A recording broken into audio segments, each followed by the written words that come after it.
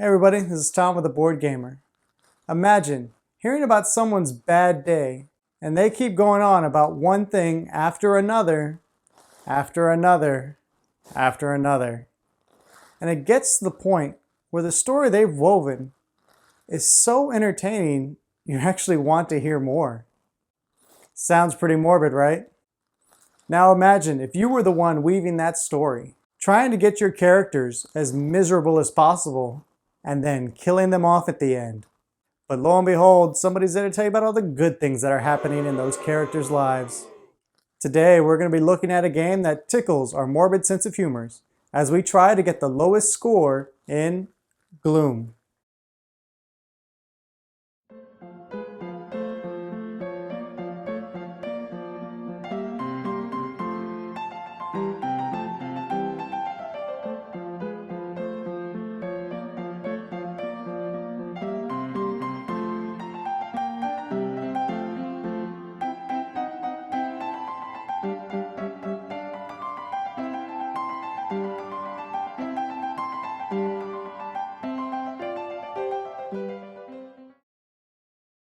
Gloom is a 2 to 5 player game for ages 13 and up, with an average gameplay length of 1 hour, published by Atlas Games. The basic overview of Gloom is to try and make your family of characters as miserable as possible, and then kill them off with the lowest amount of points to win. However, other players will not only be trying to do the same, but they will try to make your characters happier to raise your score, which in this game is not good. Game setup begins by each player taking all 5 characters for each family. In a 4-player game, only use 4 and discard 1. And in a 5-player game, use the discarded family members to make a new family. Each player lays out their family in front of them for all to see, and draw 5 cards from the shuffle deck in the middle of the table. First player is usually determined by who had the worst day. Alright, going first really makes my day. Can't go first with that attitude. On a player's turn, you may take 2 of the following plays, or 1 of the following twice. You can play a modifier, play an event, play an untimely death, discard hand, or pass. The only play that may not be done twice on a single turn is playing an untimely death card. Please note when taking any action, a story must be given along with the action. Doing this really helps elevate the game and tends to make it more fun. In this example, we will play a modifier card on Cousin Mordecai. Our story begins.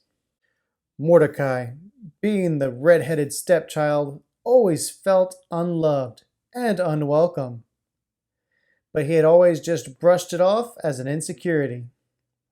At least he did until his birthday, where he was sickened by salmon, a dish that was served only to him and no one else. He ran out of the party, and no one seemed to notice as it continued without him. On the card played, there are self-worth points deductions on the left, which I want to have many of before killing off the character. The points only count towards the total score when the character has passed. Until then, they're in flux with the stories weaved throughout the game. Another rule the game has is to follow story icons on the card. In this example, the card has a goblet, which has to do with poison or feast or both. This helps maintain a narrative and gives you a jumping off point for your additions to the stories. This card also has an effect. The symbol here dictates that it is a continuous effect. Since it is in front of me, I am the your it speaks of. So I must discard 1 card for playing this modifier card. Now let's jump ahead to another player's turn.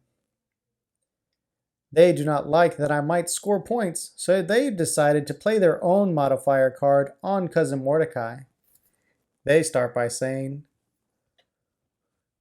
Cousin Mordecai thought no one liked or noticed him, but being a natural redhead in an area with mostly dark-haired people, he found fame at the birthday party.